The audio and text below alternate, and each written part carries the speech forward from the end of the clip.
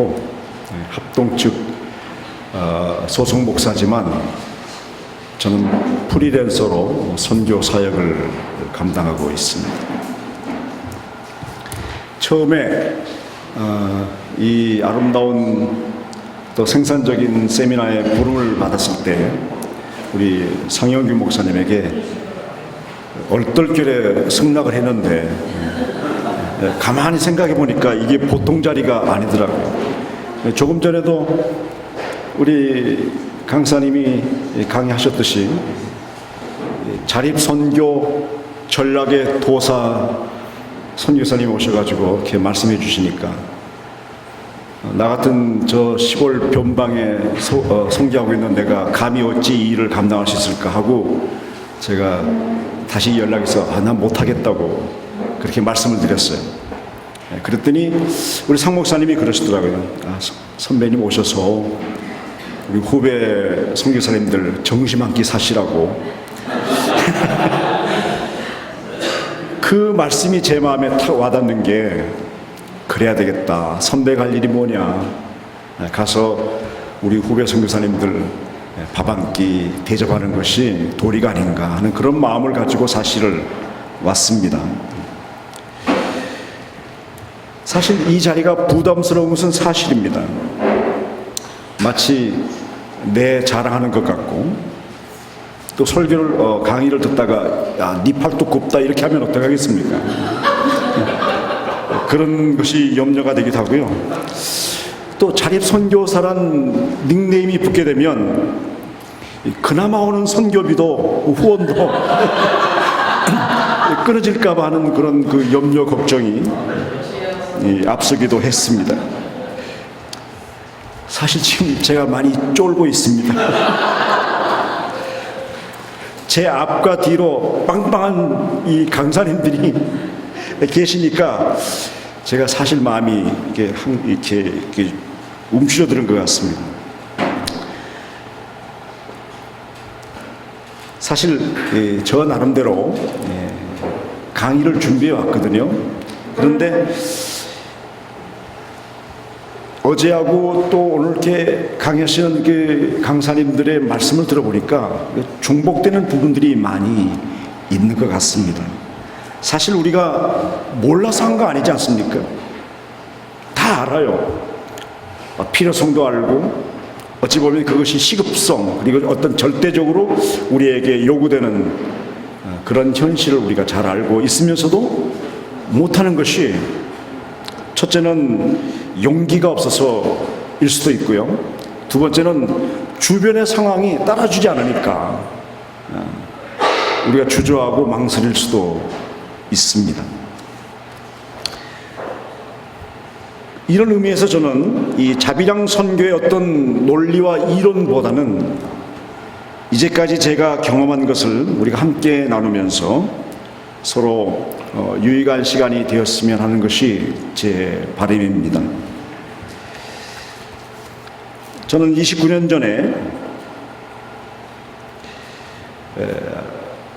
저 필리핀 북부 산지족에 터를 잡고 사역을 시작했습니다. 이 마닐라, 필리핀 수도 마닐라에서 북쪽으로 그때 당시는 10시간, 15시간을 타고 올라갑니다. 사실 30년이 지난 오늘날에도 별반 다름없는 그런 산악지대, 마운틴 프라빈스 갈링가 지역입니다. 비포장도로를 10몇 시간씩 달리다 보면 하얗게 먼지를 뒤집어 쓰게 됩니다. 그런 사역지에서 사역을 하는 가운데 가끔 한국에서 이제 단기 선교를 옵니다. 어떻게 선교사님이 이런 곳까지 오셔서 선교하셨냐고, 어떻게 여기를 아셨습니까? 이렇게 묻습니다. 그러면 제 답이 그렇습니다. 몰라서 왔습니다. 나도 계산 있는 사람이고 눈치가 빠른 사람인데 내가 알고 이것저것 앞뒤 다 제거하면 저는 여기 못 옵니다. 사실 그래요. 모르니까 갔습니다. 사실 우리가 선교사로 나가기 전에 뭐 선교 현장을 리서치한다, 뭐 또 탐방한다 이런 이야기들을 말씀하시는데 다 좋은 어떤 시작이지만 그러나 때로는 모르는 것이 좋을 경우가 많이 있습니다. 우리가 어떤 것 어떻게 다 알고 시작하겠습니까? 그냥 모르고 하는 거예요. 때로는 주님의 명령이니까, 아니 성령이 우리 마음에 감동하면 그냥 하는 거예요. 그러다 보면 우리 주님께서 인도하시고 열매를 맺게 하시고 또 이 자리에 서게도 하시는 겁니다. 어찌 보면 이 말이 굉장히 무책임하고 불성실하게 들릴 수도 있습니다. 그러나 어제 항벌 목사님이 강의하셨듯이 성령의 감동, 성령의 인도함, 어찌고 저찌고 해서 이렇게 됐다. 이게 참 이해가 되는 경우가 많이 있었습니다.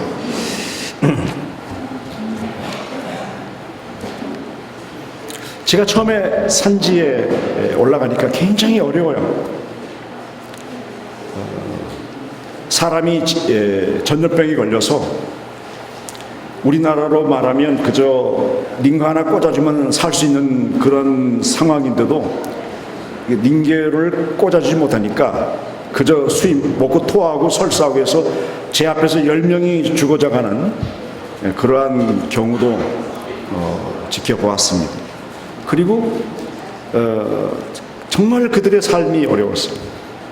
여기 도시 근교였던 빈민촌과는 비교할 수 없는 정말 그들의 조상으로부터 대대로 내려오는 그런 현장이었어요. 그래서 저도 사실 안 하는 거 빼놓고 다 해봤습니다. 그 온주민 성도들에게 또 가정들에게 어떤 그 조금이라도 삶의 어떤 그 윤택이라는 단어가 좀 사치스러울지 모르겠지만 좀 더 나은 삶을 위해서 돼지도 사줘봤고요, 토끼도 사줘봤고요, 염소도 사줘봤고요. 때로는 가가얀 지방에는 라이스필드도 제가 논도 사줬고, 그리고 맹고나무도 심었는데 모두 다 실패했습니다. 돼지를 사주는데 첫 번째 새끼 나기까지는 괜찮았는데 그 다음에 가니까 다 잡아먹어버렸어요. 배고프니까. 토끼도 사주는데 어느 정도 크니까 없어졌어요. 염소도 마찬가지고. 그리고 문제는 뭐가 문제였냐면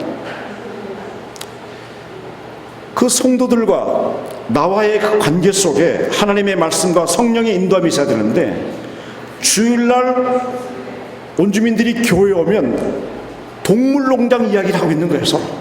우리 돼지는 어떻고 우리 토끼는 어떻고. 그래서 그 성도들과 나와의 관계가 어떤 선교적인 차원에서의 만남과 교제와 영적인 그런 그 교제가 있어야 되는데 그게 아니고 그것이 비즈니스, 어떤 물질적인 것, 그런 걸로 관계가 맺어지는 것을 보면서 이건 아니다 하는 생각이 들었습니다. 제 이야기를 하는 것이니까 여러분들 크게 오해 없이 들으시기 바랍니다.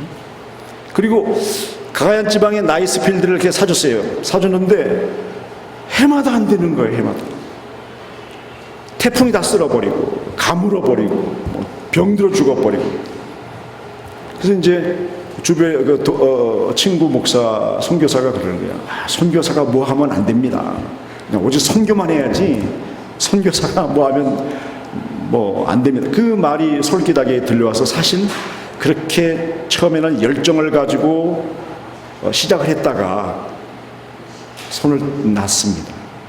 그리고 사역에만 열심을 냈었습니다. 제가 하는 모든 일마다 실패했기 때문입니다. 그런 가운데 한 10여 년이 흘렀는데 우리 집안에 굉장히 큰 사건이 일어난 게 우리 집사람이 암에 걸려버렸어요. 근데 제가 산지에서 있었기 때문에 저 사람이 암에 걸린 줄 몰랐어요. 어느 날 제가 한국에 노회에 참석하려고 들어가는데 집사람이 하는 소리가 여보세요, 요번엔 나도 좀 데려가세요 그러는 거예요. 이거 보니까 많이 야했어요.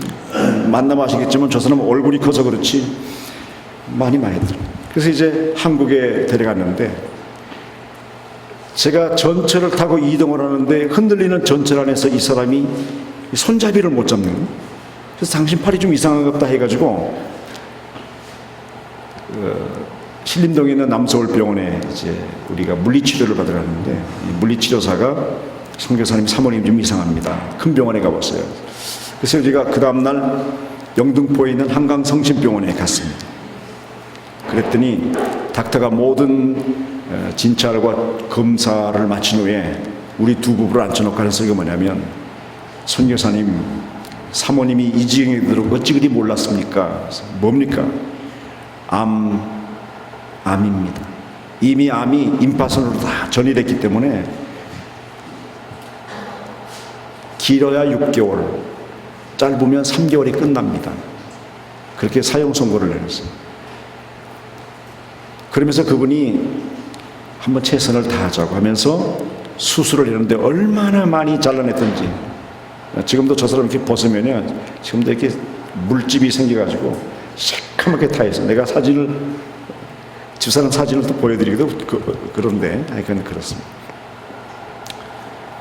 근데 하나님의 은혜로 저 사람이, 여러분들 이게 좀 신비주의인지 모르겠지만, 그 수술실에서 회복실에 옮기는데 너무 고통스러우니까 막 고통 아주 끙끙거려요. 그러다가 회복실에서 잠깐 저 사람이 잠이 들었는데, 저 사람 꿈속에, 죄송합니다, 하늘에서 커다란 손이 내려오더래요. 그리고 머리부터 온몸을 만지기 시작하는데, 만지는 부분마다 얼마나 뜨겁던지 막 뜨겁다고 소리를 지르는, 자기 소리에 놀라가지고 눈을 떴는데, 그때 저 사람 마음속에 들려오는 주님의 음성이 뭐냐면, I am healing God, 나는 치료하는 여호와라. 우리 주님이 만져주셨어요. 그래서 3개월, 길어야 6개월인데 지금 15년째 살고 있습니다. 5년 동안 저 사람이 한국에서 수술을 받고 요양을 했습니다. 그러면서 저 사람이 하는 소리가 뭐냐면, 이제 그만하고 나와라. 이제 당신 그만 고생했으면 됐어. 당신이 한국에서 사역하게 되면 내가 어디든지 쫓아가서 당신 사역에 협력하고 도울 테니까 이제 그만하고 나오라. 사실 우리 선교사님들이 어떤 똑같은 입장인지 모르겠지만, 지금까지도 제가 유일하게 변하지 않는 한 가지 기도 제목이 있다면 그것은 바로 선교지 탈출입니다. 벗어나고 싶고 떠나고 싶고. 저 사람이 나오라니까 무슨 마음이 들었냐면, 하나님이 드디어 내 기도를 응답하시는구나 하고, 제가 2002년도에 보따리 싸들고 한국에 갔는데 마음이 편치 않아요. 하나님의 내 마음에 평안을 주질 않아요. 그때 송파에 있는 임마누엘 그 교회에서 봄날 음악회를 하면서 하나님이 놀라운 나에게 감동을 주신 게 뭐냐면, 신비주의라고 생각하지 마세요. 마지막 봄날 음악회 때 기분 땡스, 거룩하신 하나님을 SBS 오케스트라와 함께 찬양을 하는데, 모든 사람들은 그 찬양에 멸에도 하늘을 쳐다보는 영광을 누리는데, 나도 모르게 막 눈물이 쏟아지는 거예요. 그래서 한쪽 구석지에서 막 울고 있었어요. 그때 주님이 내 마음에, 권 목사, 저 찬란한 무대의 조명빛에 내 마음 빼앗기지 마. 내 사명을 잃어버리지 마. 너는 돌아가야 되지 않느냐. 이런 마음을 주시는 거예요. 내 마음에. 돌아가야 되지 않느냐는 그 말을 듣고 난 더 서러워서 울었습니다. 집에 와가지고, 당신 안 되겠다. 나는 가야 되겠다. 당신 얼마나 힘들면 선교지에 다시 돌아가지 않는다고 말할 수 있겠느냐. 그래서 당신은 내가 친구 목사교회 전도사 자리 알아볼 테니까 한국에서 열심히 주의 일하고 나는 선교지에서 열심히 주의 일하다가 천국에서 다시 만나자. 정말입니다. 이혼하자는 게 아니라 목사가 어떻게 이혼하겠냐. 근데 저 사람이 밤새도록 계산기 두들겨 보더니 안 되겠는가 봐요. 쫓아왔어요.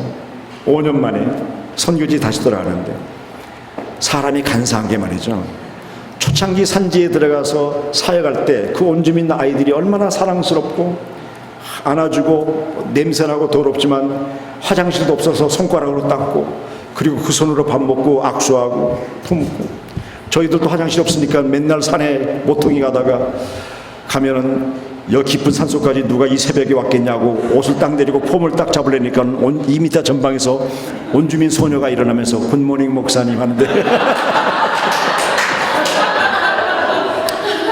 그런 것들도 사랑으로 다 용납했는데 저 사람과 함께 다시 선지에 들어가는데 그 마음이 사라져 버렸어요. 첫사랑이 사라져 버렸어요. 그래서 내 마음에 이 빙신 같은 것들이 왜 여기 사나? 더 좋은 세상도 있는데 저 산 아래라 하면 얼마든지 그래도 좀 풍요로운데 원주민들이 막 싫어요. 사랑스러운 마음이 있고 없고 간에 싫어요. 이 사람이 마음이 우리가 누군가로부터 사랑을 못 받았을 때 괴롭지만 그보다 더 괴로운 것은 우리의 생명을 다 바쳐서 사랑할 수 없다는 것처럼 괴로운 게 어디 있습니까? 우리는 주님의 사랑을 받고 있지만 그보다 더 중요한 것은 우리의 몸과 마음과 생명을 다 바쳐 사랑할 수 있는 그 대상, 우리 주님 하나님이 우리가 있기 때문에 오늘 우리가 여기에 있는 거 아니겠습니까? 근데 그 마음이 사라진 거예요. 그런데 산속에다가 우리가 성전을 짓고 성전 헌당식을 하는데 그 꼬질꼬질한 얘들이 눈만 뜨면 서로 대박 뒤밀고 이점이라고 정신없고 아까 말씀드린 것처럼 손으로 똥 싸고 손으로 닦고 정말 그런 아이들이 특별 찬양으로 월십을 하는데 마치 천사들이 내려와서 찬양하는 것 같아요. 집사람과 함께 세멘트 바닥에 무릎 꿇고 하나님 앞에 감사했어요. 하나님 감사합니다.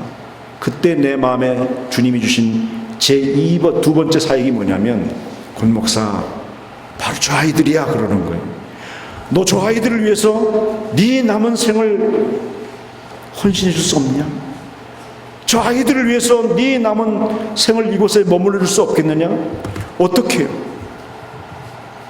그 아이들이 참 예뻐요. 그런데 15살, 16살 되면 시집을 가가지고 애 하나 둘 낳으면 지 엄마 아빠가 똑같이 꼬질꼬질하고 정말 형편없는 아이들이 돼버립니다. 산속에는 전기수도 안 들어오니까 사실 올 여러분들에게 좀 멋있게 보이려고 오다가 이렇게 이발도 하고 막 얼마나 내가 이 무스를 바르고 이게 젤을 발라가지고 이렇게 난 머리에 얼마나 신경 쓰는 거야. 왜냐하면 이 머리가 아주 초가지. 그러니까 산속에서 이제 머리를 감지 않습니까? 그러면 막 이렇게 머리가 서가지고 강단에서도 주 예수를 믿어라. 이게 웃기는 거예요, 내가. 그래서 안 되겠다. 그래서 박여 도시에 가가지고 파마를 하고 와야 되겠다. 근데 우리 한국에는 그래도 핑클 파마, 에이브 파마가 있잖아요. 근데 산속에 본토 그 지역에 거기에 무슨 핑클 파마, 에이브 파마가 있습니까? 30년 전에. 무슨 파마였냐면 아줌마 파마를 했어. 나는 파마를 하면 하룻밤 자고 일어나면 머리가 쫙 이렇게 붙은 줄 알았어요. 파마를 하고 하룻밤 자고 일어났더니 이 머리가 썩이 났어. 이런 머리를 가지고 주 예수를 믿으라. 나도 웃기고 지들도 웃기는 거예요. 그런 것이 선교의 현장입니다. 그때 내 마음에 우리 주님이 주신 말씀이 뭐냐면 저 아이들에게 꿈과 희망을 심어주라 하는 그런 말씀이 들려와요. 산속에는 성선들이 많아요. 한 집에 보통 10명, 12명씩 있어요. 먹고 낳고. 거기는 아무것도 문화시설이 없으니까 해만 떨어지면 그냥 조용 잡니다. 애낳습니다.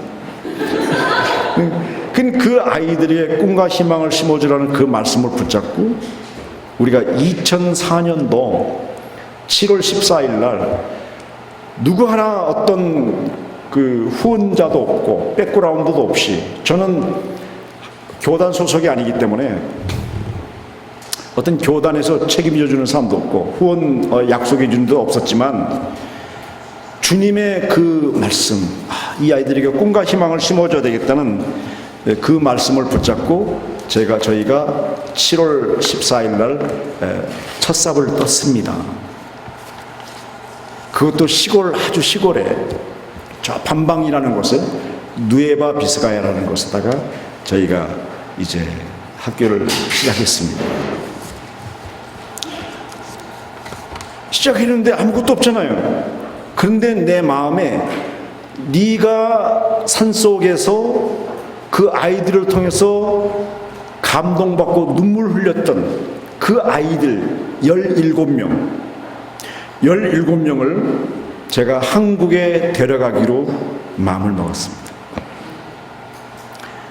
비행기 표값 후원해 주는 사람도 없었어요. 그래서 제가 빚을 내가지고 17명을 데리고, 꼬질꼬질한 그 아이들을 데리고 저희가 한국교회를 방문했습니다. 산속에는 복음성가도 우리가 만들어서 복음성가를 만들었는데, 그 복음성가가 얼마나 또 은혜가 되는지 몰라요. 어떤 친구들은, 한국에 있는 저 친구들은 힘들고 어려울 때 산속에서 그 아이들이 불렀던 그 복음성가가 내리에 스치면 다시 힘을 얻고 용기를 얻어서 살아간다는 그런 이야기를 듣기도 했습니다. 그거를 CD를 만들어가지고, 만장을 만들어가지고 한국을 갔습니다. 한국에 가서 말씀을 전하고 CD를 쫙 들려고 하는데 속에서 쪽팔리게 그러는 거예요. 쪽팔리게 무슨 선교사가 CD를 파냐. 그래서 첫 번째 간 교회에 300장을 여러분들을 위해서 내가 몇 가지 시중에는 12,000원, 여기는 10,000원 하려다가 쪽팔리게 하는 그 소리에 딱 눌려버리고 그냥 드리면서 마지막으로 그 밑에 온라인 번호 있습니다 그랬어요. 그랬더니 딱 10명한테 돈이 들어왔어요. 10만 원 10장. 이게 하나님의 뜻이 아닌가 보다. 교실 한 칸 1,000만 원이 안 들어오는 거예요. 1,000만 원. 그런데 성남에 침례교회입니다. 4층 교회입니다. 오후 예배, 저녁 예배 갔더니 한 20명 앉았습니다. 20명 앉았고 우리가 10명이니까 우리가 더 많아. 17명, 나 집사람, 운전기사까지 집회를 딱 마치고 났더니 그 젊은 목사가, 목사님, 우리가 이 아이들을 위해서 교실 한 칸 하겠습니다. 1,000만 원이 나왔어. 큰 교회라고 헌금하는 게 아니더라고요. 여러분 다 느끼잖아요. 한국 가면 우리 아이들이 산속에 아주 오리지널 산지족 아이들이에요. 때가 묻지 않은 아이들. 어찌 보면 그들은 처음으로 한국 가서 아이스크림을 먹어본 그런 아이들. 얼마나 순수합니까? 우리 한국교회가 얼마나 정이 많습니까? 한국교 성도들이 그 아이들을 보고, 그래, 우리가 저 아이들에게 꿈과 희망을 주기 위해서 학교를 세워야지, 이런 마음을 가지고 헌금하려고 딱 그러면 담임 목사님이 우리를 딱 엘리베이터 타고 당회실로 딱 데리고 가버려요. 이러면 내가 한국교회를 까는 건가? 그게 우리 현실이어서 사실은 우리 한국교회가 얼마나 정말, 우리 선교사들도 사실 문제고, 나도 선교사니까 말이야. 선교사들도 문제지만 한국교회 목사들이 더 문제예요. 너무 마음이 협소해. 너무 마음들이 까칠해. 그 이유가 어디 있느냐? 내가 연구했어요. 그 이유는 성찬기에 있다. 포도주잔이 조금 해가지고 이걸 홀짝홀짝 마시니까 마음들이 좁아가지고,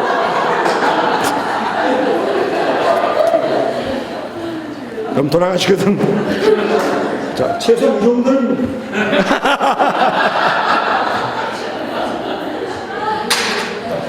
우리가 마음을 넓힙시다. 까칠한 마음 버리고. 그래서 저는 여러분들에게 동지라고 말하겠습니다. 동지.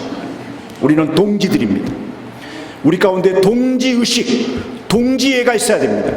그런 마음을 가지고 고구마 줄기를 주시고 고구마 두 알을 주셨는데 감사합니다.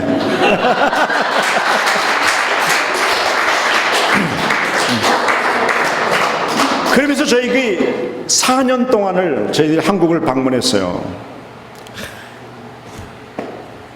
헌금이 안 나오더라고요. 근데 하나님께서 나로 하여금 책을 쓰게 하셨어요. 지난 15년 동안 산지에서 사역했던 그 일들을, 그것도 저는 문학을 공부한 사람도 아니고 뭐 책을 쓸 만한 그런 인물도 아닌데, 주변에 있는 그 후배들이 목사님 필리핀 선교 30주년에 그래도 책으로 남길 수 있는 분은 목사님밖에 없습니다. 자꾸 얼마나 꼬시든지. 알고 봤더니 그 친구가 뭐냐면 대피를 해주고 돈 받는 친구들이더라. 그래서 이제 썼는데 하나도 내 마음에 안 들어. 그래서 내가 다시 고쳤어요. 책을 썼는데 제목을 뭘로 하냐? 제목이 선교하다 죽으리. 우리 집사람이 이 책을 딱 보더니 당신은 빼도 박도 못하고 이제 필리핀에서 죽게 생겼습니다. 선교하다 죽으리 했으니까. 그런데 그 책을 쓰고 나니까 새롭게 하소서 CBS에서 불러요. 그래서 제가 방송국에서 이제 방송을 나갔고요. 총신 2009년도 총신 가을 개강 수련회 3일 강사로 저를 불렀어요. 안 간다는데 나 못 가. 내가 어떻게 시골 촌놈이 거기 가서 말씀을 전합니까? 1800명 교수, 박사, 뭐 학생들 기라성 같은 애들이 앉아 있는데 내가 가서 무슨 말씀을 전합니까? 그러니까 안 된대 오라는 거예요. 학생들이 다 권 목사님을 요청한다. 그래서 3개월 동안 설교를 이렇게 준비해가지고 딱 가서 첫날 딱 설교를 하는데 난 설교하고 지들을 듣고 있는데 내 속에서 성령이 은혜가 안 된다 그러는 거예요. 은혜가 안 됐는데 은혜가 안 된다는 거예요. 그래서 내가 그랬어요. 여러분, 내가 여러분들을 위해서 이렇게 설교를 준비해 왔습니다. 이렇게. 그런데 이 시간부터 내가 이 설교 노트를 덮어버리겠습니다. 그리고 이제부터 성령이 인도하는 대로 하겠습니다. 그리고 첫날을 딱 마쳤어요. 그랬더니 필리핀에 있던 우리 딸내미가 총신대 종교교육관가 나왔는데 그 친구한테, 딸내미한테 지 엄마한테 전화 왔어요. 엄마, 오늘 아빠 설교 어땠어? 엄마 네 아빠 설교 오늘 죽 썼다. 그러니까 딸내미가 엄마, 내가 뭐라고 그랬어? 그 총신대 가서 거기 가서 아빠가 설교를 하면 어떻게 하냐고. 뭘 해야 되냐 그랬더니 내가 아빠한테 배운 거 뭘 배웠는데 필리핀 영혼을 사랑하는 거. 그 필리핀 영혼 사랑한 그 이야기를 하라는 거예요. 그래서 이틀 3일 동안은 필리핀 선교 사역지에서 일어났던 간증으로 3일 딱 마쳤더니 3일 딱 마치고 저녁에 내가 인사를 딱 했더니 아이들이 박수를 치기 시작해요. 그리고 신창섭 신대원장, 조은택 총장 대리 이 양반이 오셔서 꽃다발하고 기념표를 주는데 두 번째 나가서 인사를 해도 아이들이 박수를 계속 치는 거예요. 그리고 다 일어나가지고 박수 치는 거예요. 세 번째 나가서 내가 인사를 하고 2층을 고개를 들어서 쫙 봤더니 2층에 아이들이 많이 앉았었거든요. 근데 그 아이들이 하나도 보이지 않고 거기서 밝은 조명빛이 쫙 나한테 비치면서 하는 소리가 뭐냐면 내가 너를 위로하노라. 믿거나 말거나 제가 느끼는 대로 하는 거예요. 여러분, 주님이 위로하신다는 말에 울지 않을 사람이 어디 있습니까? 주님이 위로한다는 말에 얼마나 마음이 내가 거기서 주님 하고 울었어요. 그러더니 앞에 있는 녀석들도 내가 강사가 오니까 지들도 운다고 막 난리였어. 계속 박수가 났어요. 그리고 끝나고 돌아가는데 헌금 바구니 돌리지도 않았습니다. 그런데 그 아이들이 나가면서 안내석 저 탁자 위에 올려놓고 간 헌금이 얼마냐면 2,500만 원 나왔어요. 종신에서 신학생들이 돈이 있습니까? 근데 그 아이들 몽땅 다 호주머니 털어가지고 거기다 놓고 나갔어요. 그러면서 교수님이 그러시더라고요. 종신 역사상 기립박수가 딱 2번 있었습니다. 첫 번째는 원로 교수님이 은퇴하면서 후배들이 박수 쳤고, 두 번째는 권영수 선교사입니다. 제가 이런 사람입니다.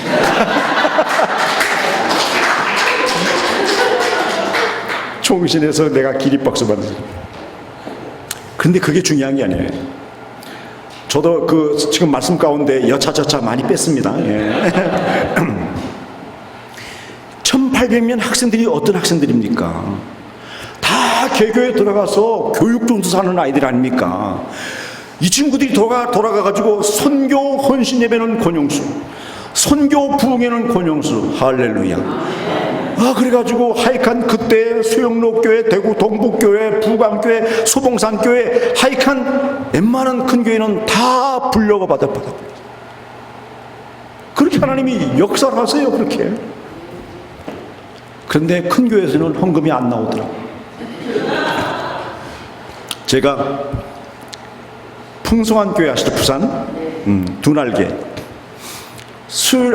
금요 철학기도회 때 와서 말씀 전해달라고 해가지고, 그래서 내가 얼마나 모입니까? 그랬더니 한 3,000명 모인대, 철야 때. 그래서 내가 서울로 전화해서 어떤 장로님한테, 장로님, 책 500권을 용달차에 싣고 오십시오. 그랬더니 장로님이 용달차에 싣고 서울에서 부산까지 왔어. 아까 말씀드린 것처럼 책을, 그때 처음에는 CD였지만 책을 딱 들며 시중에서는 12,000원, 여기는 10,000원 하려고 그랬는데 다시 내 속에서 쪽팔리게 그러는 거예요. 그래가지고 10,000원 하다가, 여러분 제가 500권 싣고 하는데 여러분들에게 그냥 나눠드리겠습니다. 한 가정에 하나씩 가져가십시오 하고 돌아서 나오는데 여러분 조동아리가, 여러분 조동아리 어떻게 속이 쓰라린지 온금은 고사하고 용달비를 넣어요. 용달비를 하늘 공짜가 없어요. 그래가지고 제가 풍성한 교회에서는 그대로 책 나눠주고, 저 청성 진복교회 갔는데 거기서 토요일날 딱 가는데 군포 성산교회 내 친구 목사에서, 군 목사 요번 5월 첫 주일날 우리 교회 와서 남전대 헌신예배 좀 인도해달라 해서 가야지. 그러니까 예배를 딱 마쳤는데 남전대 헌신예배에서 1,000만 원을 딱 준비해가지고 주셨어요. 하나님께서 공짜로 주니까 절대로 그건 공짜가 아니더라고요. 어디서 채우든지 채워주십니다. 나는 여러분들에게 오늘 이 강의하러 온 게 아니라 점심 사러 왔다니까. 나도 계산이 빠른 사람이고. 그래서 제가 학교를 이렇게 세워나가는데요, 제가 이렇게 간증하니까 여러분들 뭐 이상하게 생각할지 모르겠지만 저도 나름대로 준비를 다 했습니다. 이게 나 이거 넘길지도 몰라. 이거 어떻게 넘기는 거예요? 자, 뭐 그냥 내가 빨리빨리 넘길 테니까 이렇게 그냥 보세요. 두 번째.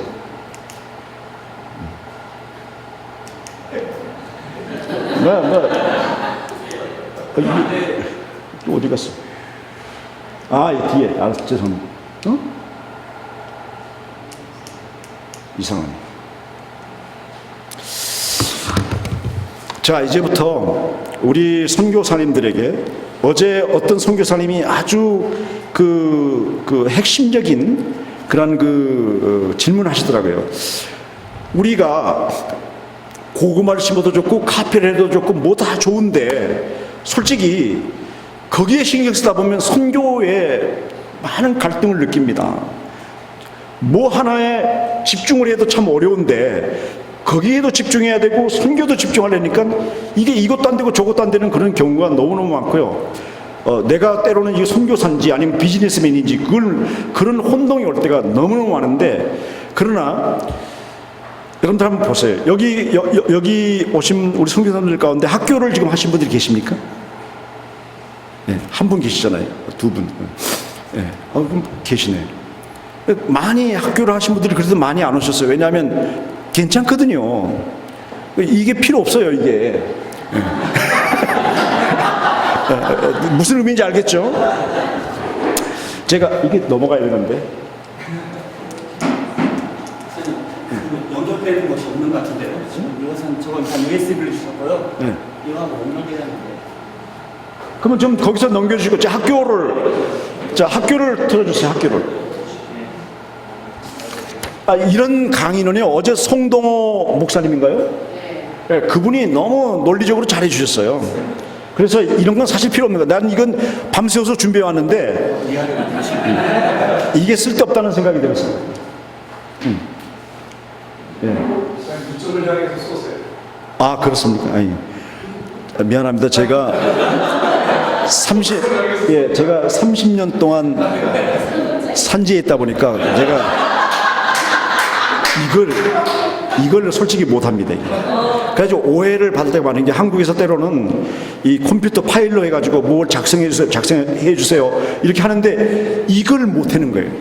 그래가지고 후원교회에서 우리 목사님을 3월달까지, 이달입니다. 3월달까지 지원하고 4월달부터 끊습니다. 그러는 거예요. 그래서 파송교회 비슷한 교회가. 그래서 내가 왜 그렇습니까? 그러니까 목사님이 우리가 요구한 것들을 신속하게 안 해줘서 그렇다는 거예요. 이걸 못하는데 그래서 내가 4월달에 들어가니까 그때까지 좀 봐달라고. 그런 상황입니다. 이거 어떻게 해야 됩니까? 항상 위아래로 옮기십니다. 아래 걸 훨씬 다 자, 이게 다 아시는 것이죠? 다 아는. 이거는 누가 했냐? 우리 같이 협력하는 선교사인데, 야, 내가 이 세미나 가야 되는데, 네가 좀 만들어 봐라. 네가 좀 만들어. 지혜 있게 만들어가지고 나한테 한 시간 강의를 했어. 근데 내가 지금 다 이게 입력을 못 해가지고 그냥 넘어갑니다. 여기 이제 우리 학교를 시작하다. 학교를 시작했는데요. 처음에 시골 학교에서 기술학교부터 시작했습니다.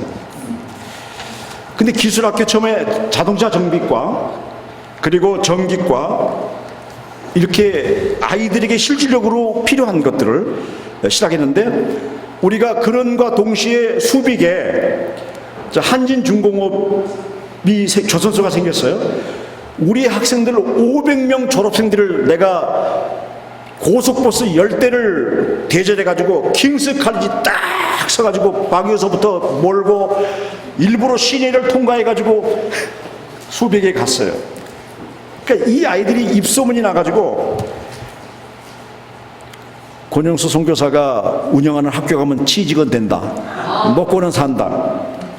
우리 학교 이게 지금 현재 본관입니다. 그리고 저기가 현재 그 반방 캠퍼스입니다. 저 위에 누르면. 자, 여기 지금 하이스쿨 아이들이 지금 여러분들 아시다 한국의 필리핀의 학제가 바뀌면서 지금 K-12가 되면서 대학교 1학년 4학년밖에 없고 2학년 3학년이 없습니다. 그리고 여기가 지금 뭡니까 그 반방 캠퍼스고요. 입구입니다. 반방 캠퍼스 입구. 여기가 하이스쿨이고요. 자, 여기는 이제 우리 바기오에 있는 벵겟 캠퍼스입니다. 여기가 짐이고요. 여기는 지금 칸틴입니다. 여기가 기술학교가 있고요. 현재 컴퓨터룸. 자, 우리 처음에 시작할 때 테크니컬 프로그램으로 시작했습니다. 그 일자리 수요 맞춤형 프로그램으로 이제 시작을 했거든요. 그러다가 점점 이제 가장 기본적인 학과, 교육대학학과, 그다음 행정학과, 회계학과, 경찰학과, 신학과 이런 학과들을 시작했는데 참 너무너무 이제 나중에 설명하겠습니다. 기본적인 학과를 이제 시작했는데 이제 뭐든지 이제 마케팅 전략을 잘해야 돼요. 모든 비즈니스든지 마케팅을 어떻게 전략했냐면 우리가 해년마다 한두 번씩 거리 행진했습니다. 학교 그 플랜카드를 들고 아이들 쫙 하고 그 다음에 그 민속 춤을 추면서 거리 행진을 하면서 이제 학교를 알리기 시작했습니다. 그 다음에 학생들 숫자도 얼마 안 되는데 수빅에 가면 일본에서 몇십 년 폐차된 거 버스들이 들어오거든요. 그 버스들이 한 2대를 제가 사가지고 칠을 멋있게 쓰고 옆에다가 킹스 칼리지 오브 더 필리핀 딱 쓰고 쓸데없는 특별한 목적도 없이 시내를 한 바퀴 돕니다. 그러니까 이 필리핀에 시골에 스쿨버스를 가진 학교가 없어요. 그런데 야, 킹스 칼리지는 스쿨버스 있다, 부자 학교다, 이런 인식을 심어준 거예요. 그리고 축제 때 시골에 불꽃놀이가 어디 있습니까? 불꽃놀이. 시골의 축제 때 불꽃놀이 돌려서 뻑뻑 터뜨려요. 그러니까 그 시골에서 난리가 난 거예요. 경찰서 군인들이 쫓아왔어요, 밤속에. 왜냐하면 MP들이 나온 줄 알고 뻥뻥 소리에. 이 우리 학교가 지금 여기 축제 기간에 이 불꽃놀이 한다. 그러니까 이 아이들이 도시에서나 가야 볼 그런 그 일들을 시골에서 제가 일부러 했어요. 그랬더니 이 주민들도 그렇고 아이들도 어떤 긍지와 이 불꽃놀이 하나에 긍지를 느끼고 빈 버스가 돌아다녀도 마음에 애들이 긍지를 느끼는 거예요. 이런 마케팅 전략을 했습니다. 그리고 우리 학교에 제가 특별히 신경 쓴 게 뭐냐면 화장실. 왜 화장실을 신경 썼냐면 산속에 내가 화장실 없어가지고 고민을 많이 해서 맨날 이 아이들이 똥 싸고 이렇게 손을 닦아서 화장실 옆에다가 뭡니까 그 요즘 나오는 거 있잖아요. 예, 비데는 아니지만 그 호수 그걸 했더니 얘들이 얼마나 좋아하는지. 근데 지금은 다 없는 게 애들이 그거 가지고 물싸움을 하게 양쪽에. 그래가지고 지냈다 그러졌어요. 그러니까 얘들의 생각을 바꿔줬어요.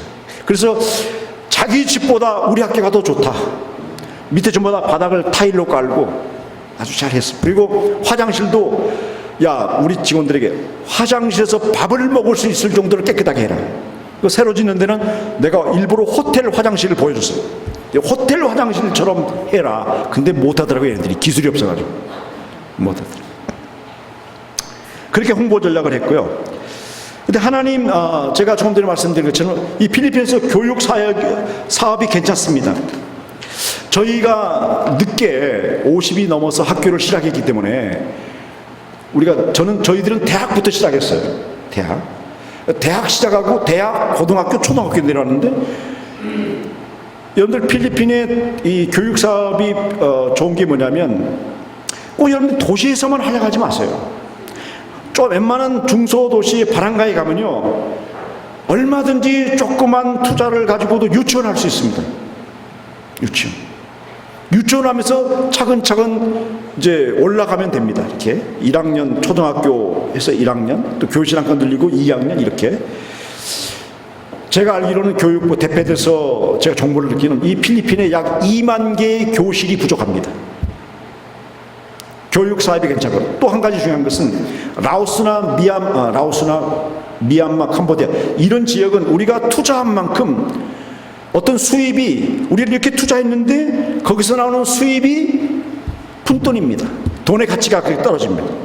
그러나 필리핀은 어느 정도 경제가 올라왔기 때문에 우리가 투자한 만큼 어떤 수입이 왔을 때 그 돈의 가치가 괜찮습니다. 그러면 우리 학교에 그 수입이 어떻게 되느냐? 제일 궁금하시죠? 1년 매출이 저기 분교거든요. 제가 예배드리고 있는 이게 지금 짐을 짓고 있고 짐이 완성되는데 우리 학교 아이들 지금 뭐처럼 보입니까 이게? 나는 저 아이들이 전부 다 돈으로 보입니다. 돈으로.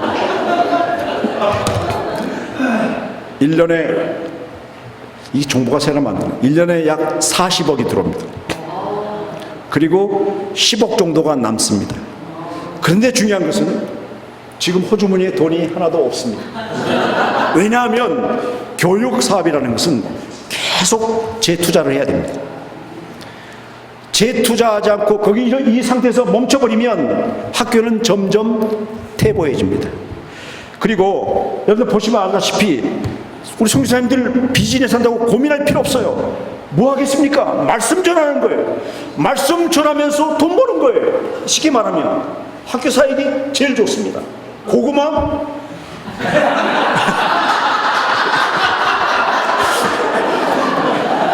고구마 괜찮습니다. 카페도 좋고 다 좋지만 그러나 그 속에서는 갈등이 있습니다. 내가 선교사로 온 건지 비즈니스로 온 건지. 그리고 너와 나 사이에 저 바다가 있으면 그렇지만 저와 나 사이에 고구마가 있으면 어떻게 되겠습니까? 학생들과 나 사이에 말씀이 있는 거예요. 채플이 있는 거예요. 성경 공부가 있는 거예요. 성령이 그 말씀과 더불어 역사하고 성령의 역사 속에서 저 아이들이 변화되고 할렐루야. 이것처럼 좋은 비즈니스가 어디 있습니까? 나는 지금 제가 말씀을 전하고 있지 않습니까? 말씀을 전하면서 머릿수를 세면서 야 그리고 우리 그 기관장들에게 야 올해 몇 명이 입학했냐? 다 두들겨 봅니다. 우리 현재 우리 학생들이 6,800명입니다. 학교 직원들이 350명입니다. 350. 근데 사실 여기 올 때 내가 참 마음이 참 안 좋았어요. 참 괴로운 게 뭐냐면 세금이 얼마나 나오냐면 4억이 나와 4억. 근데 어떻게 세금이 나왔냐면 제가 학교를 좀 안전하게 하기 위해서 학교 재단하고 재산 학교하고 학교 재단하고 분리해서 섹을 만들었어요.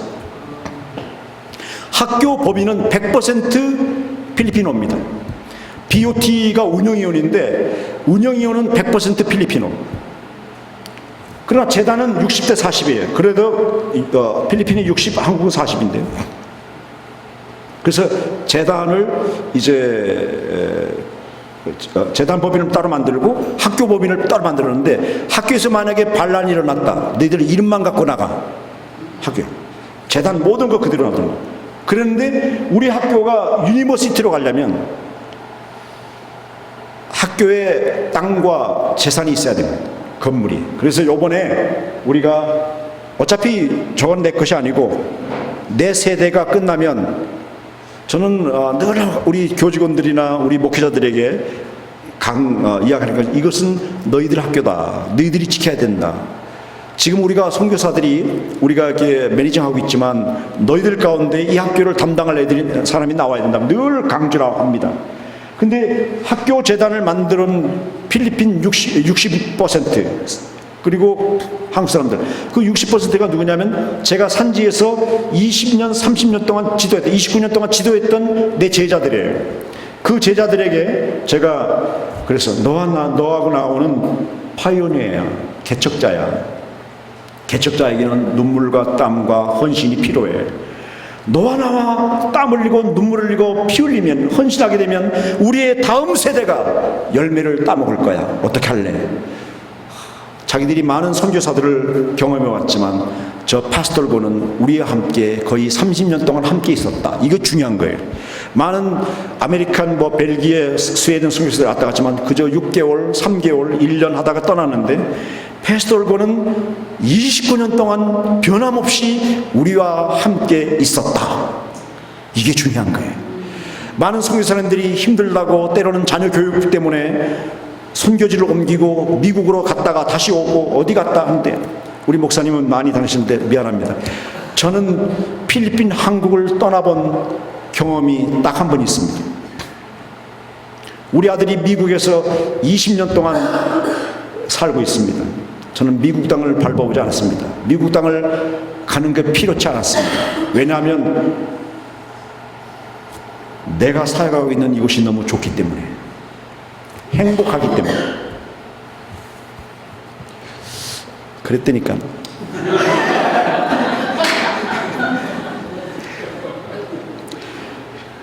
그런데 하나님께서 내가 지금 이렇게 자꾸 하는데 이 예배드리는 이 장면들이 참 너무 은혜로워요.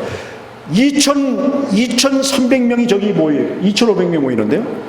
여러분들 다 같이 묵도합시다 그러면 종이 한 장 떨어져도 소리가 날 정도로 애들이 조용. 이 아이들이 하나님의 말씀을 듣고 있는 거예요. 말씀을 통해서 변화되는 거예요. 제가 연세대학교에서 성도 캠퍼스에서 2번, 신촌 캠퍼스에서 5번, 3번 설교했는데, 아이씨, 설교하다가 뛰어내리고 싶어, 이 자식들 말이야. 설교하다 그냥 집어 던지고 싶어요. 들어오자마자 요구하고 다 줘라. 연세대학교 학생들뿐만 아니라 한국 신학교도 학생들도 그렇습니다. 그걸 보고 우리 아이들이 묵도합시다는 소리와 함께 조용하게 말씀 듣고 있는 그 아이들이 얼마나 사랑스러운지. 선교사님, 비즈니스 선교 고민할 필요 없어요. 학교하면 돼. 유치부부터 시작하세요. 유치부를 하는데 필리핀 학교 유치원을 가보세요. 별 볼 일 없어요. 여러분 제가 우리 학생들 유니폼을 많이 제가 다 디자인했어요. 여러분 이 체육관 내가 다 디자인 설계했어요. 믿거나 말거나. 정말이에요. 아이들 유니폼을 만드는데 제가 디자인했어요. 어떻게 디자인했냐?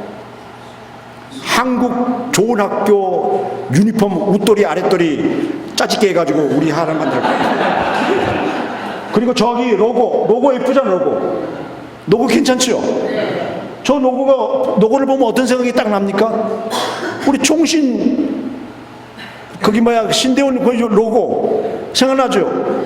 거기에다가 여기 보면 프리덤 justice about the 그리고 또 truth 이렇게 나오는데 자유 진리 정의 저건 다른 거 없어요. 고려대학교 거 내가 카피했어요.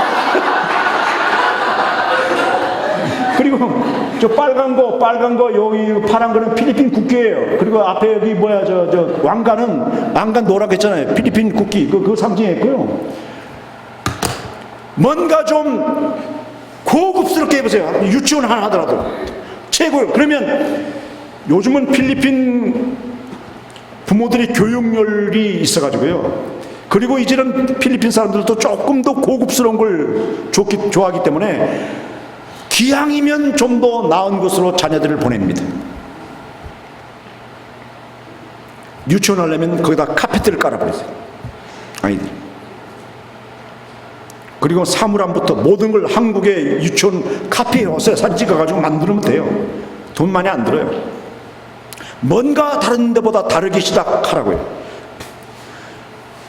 유치원 학생들 50명만 돼도 먹고 살아. 사회가 할 수 있어요. 제가 이 학교를 통해서 70개 교회 산지족을 제가 돕습니다. 70개. 그래서 한국에서 들어오는 후원금을 가지고 학교를 지어나갑니다.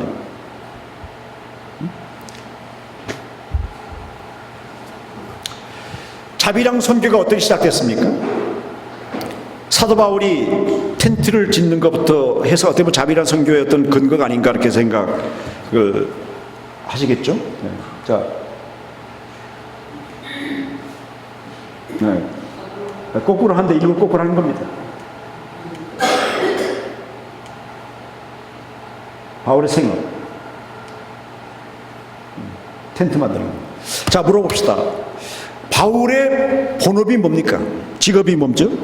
바울의 직업? 예? 바울의 직업이 뭡니까? 너무 하찮은 걸 물어봐서 그렇습니까? 예? 텐트 메이커죠? 근데 물어봅시다.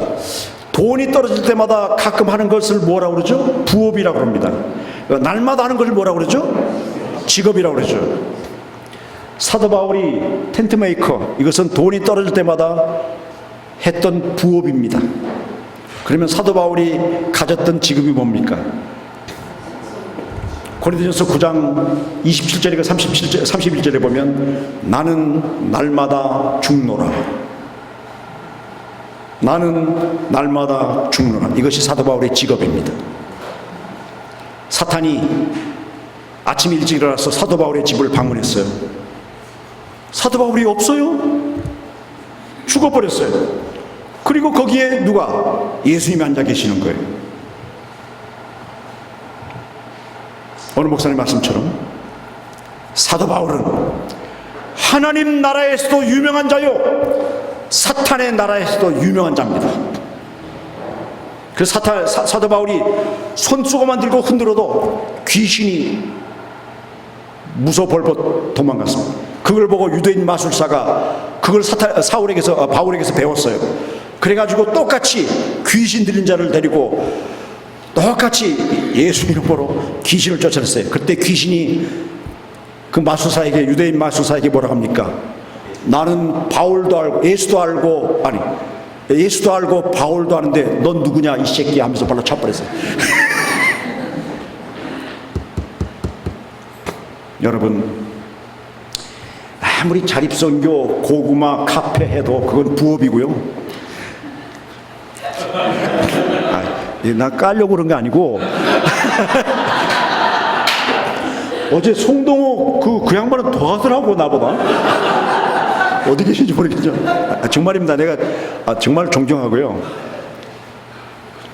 우리 목사님은 딱 강단에만 서도 카리스마가 있어요. 싹 하면 근데 저는 아무리 해도 카리스마커녕 아무것도 없는데, 카페나 다른 것은 그것은 우리의 부업이고요. 우리의 본업은 따라합시다. 나는 날마다 죽노라. 우리가 조그만 고개 쳐들면 하나님이 차버리거든요. 목을 쳐버리거든요. 어떻게 하겠습니까? 새벽마다 무릎 꿇고 저 앞에 기도하는 것이 무슨 기도입니까? 하나님, 나는 낯습니다. 아무것도 아닌 존재입니다. 오직 주님의 이름만, 성령만 나타나기를 원합니다. 할렐루야.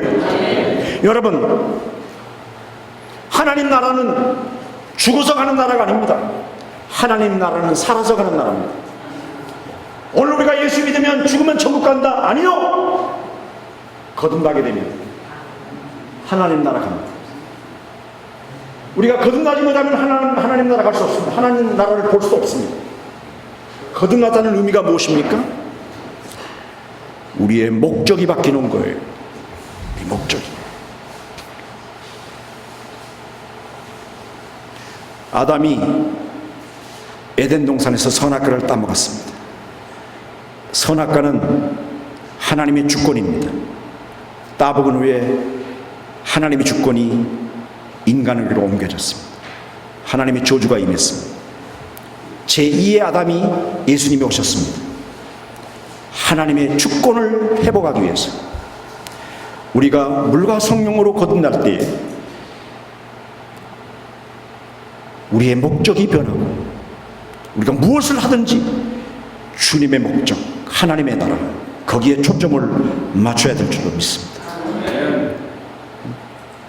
예수님이 마태복음 3장에 요한으로부터 세례를 받았습니다. 세례를 받은 그 순간부터 우리 주님의 공생애는 시작됐습니다. 예수님의 공생애는 무엇입니까? 그 발걸음이 바로 죽음을 향해서, 십자가를 향해서 달려가고 있는 것입니다. 오늘 저와 여러분들이 물과 성령으로 물로 거듭났다면 우리의 목적이 바뀌어서 이제는 우리의 삶을 하나님의 목적으로, 하나님의 나라로 향하여 달려가는 역사가 있어야 될 줄로 믿습니다. 이 목적을 바꾸고 십자가를 향해서 달려갈 때에 필요에 따라 부어주시는 성령의 역사, 그것이 성령의 세례입니다. 여러분들이 목적을 가지고 뜻을 정하고 하나님의 나라와 하나님의 목적을 가지고 살아가게 될 때에 우리 하나님은 하늘문을 여시고 한량없는 성령의 역사, 성령의 지혜, 도울 수 있는 많은 역사들, 고구마 목사님, 카페 목사님 다 붙여줄 줄로 믿습니다.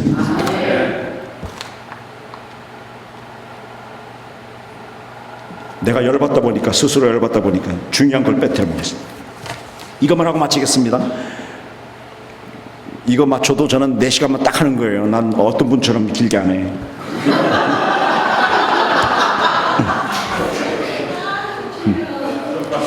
우리 하나님이 정말, 그랬어요. 제가 학생들을 딱 그 학교를 이렇게 이제 세우고, 이것도 중요한 건데요. 잘 들어보세요. 학교를 딱 세우고 이제 시작했는데 목적과 뜻을 하나님께 두고 하나님 나라에 뒀더니 우리 하나님의 학교를 막 강보시키는 거예요. 여러분들, 필리핀에 576개 대학 가운데 조그만 시골에 있는 대학교에서 경찰학과 국가고시 1등을 했다는 사실 아십니까? 3년 전에. 그리고 작년에 2등을 했습니다. 본교는 5등을 했습니다. 이거 놀라운 역사 아닙니까? 100년이 넘는, 150년이 된 그런 학교들을 다 그냥 짓밟아버리고 이제 15년 된 학교가 2등을 하고 5등을 하고 1등을 하고, 믿어지십니까? 하나님의 살아계신 역사예요. 여러분들, 필리핀에 미인대가 많잖아요. 우리 뱅게주에 소속돼 있는 우리 학교가 뱅게주에 소속돼 있는데 내가 보기에는 별로 예쁘지도 않은데 이 아이가 미인대에 나가서 1등을 했네. 1등. 그러고 보니까 괜찮아. 야, 그러면 너 유니버스 그 있잖아요, 세계를 미스 거기 나가라 그랬더니 거기는 안 된대. 거기는 왜냐하면 국가에서 이렇게 뭐 줄이 있대. 거기서 국가에서 내보내야 된대. 걔가 나가면 1등 할 것 같은데. 또 한 번은 퀴즈대에서 퀴즈대 방송에 퀴즈대 했는데 이 퀴즈대에 하는 애가 1등을 했어요. 그래서 내가 이 아이가 킹스 대학에서 나왔다니까 아나운서가 킹스 대학이 어딨냐 그럴 정도로 전혀 무명의 학교였는데 하나님이 이렇게 띄워주셨어요. 체육대도 그렇고 국가고시에 애들이 시험만 쳤다면 합격하고 이런 역사들을 일으키니까 우리 학교가 소문이 나가지고 아이들이 오는데 부모들 가운데 지들은 예수 안 믿으면서 지 새끼들은 우리 학교에서 체플 예배 드리고 성경 공부 가르치니까 우리 학교 보내는 거예요. 좋은 소리 들으라고. 마지막입니다. 제가 94헥타를 제가 마련했습니다. 94헥타. 얼마 주고 샀냐면 1200만 원을 주고 샀습니다. 왜냐면 우리 학교 제가 같이 온 운전수 있잖아요. 기사 아버지가 갑자기 중병에 걸렸는데 돈이 없는 거예요. 그러면서 자기 아버지 땅이 94헥타인데 그걸 사라는 거예요. 얼마에? 1200만 원에. 그래서 내가 도와주는 셈 치고 샀어요. 산 하나를 딱 샀어요. 하나를 사가지고 뭐 할까 이렇게 기도하는 가운데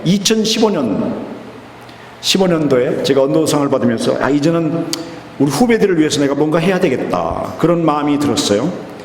그래서 뭘 할까? 그래서 그 땅에다가 이게 팔카타 나무인데 팔카타 나무는 한 5년 되면 숙성합니다. 이게 뭘 만드냐면 베니어판을 만드는 그런 원료가 됩니다. 많은 중국 바이어들이 민다나오에 나무를 많이 심고 있는데 거기에 나무를 사러 옵니다. 근데 그쪽에는 정치적으로 혼란스러우니까 이제는 그 나무가 북쪽으로 좀 올라오는데 우리가 처음으로 북쪽에다가 팔카타 나무를 7만 그루를 심었습니다. 7만 그루. 안 놀래네. 7만 그루. 그런데 이게 지금 나무가 2년 된 나무예요. 2년 된. 앞으로 저는 남쪽에서 5년이면 나는 한 8년을 보거든요. 8년. 앞으로 5년 후에 저 나무가 어떻게 될까? 나무 한 그루에 계산해 보십시오. 5천 페소씩. 저는 7만 그루 가운데 한 1만 그루는 죽어라. 1만 그루는 죽고 한 6만 그루만 살아라. 앞으로 5년 후. 근데 5년 후 내 나이가 저는 여기에서 혜택이 없습니다. 저는 철저하게 우리 다음 세대, 우리 후배들을 위해서 저는 나무를 7만 그루를 심었습니다. 저희가 다 묘목을 했습니다. 묘목을 해가지고 나무를 심은 거예요. 지금은 저렇게 보잘것없지만 앞으로 5년 후에 역사가 일어날 줄로 믿습니다. 6만 곱하기 5천 해보세요. 300밀리언. 거기서 또 빼버려. 한 100밀리언 빼버려. 우수리로. 200밀리언 곱하기 22원. 40억이 넘죠.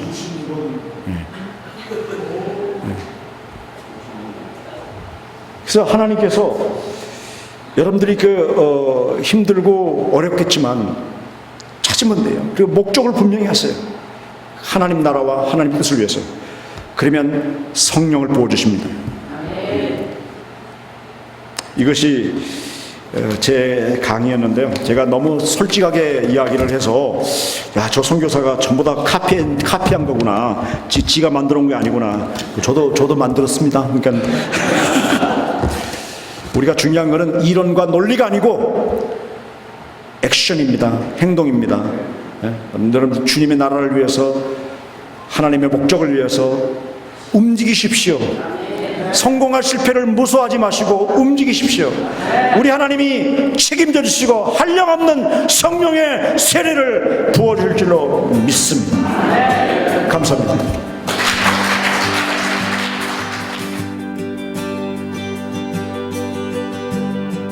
You are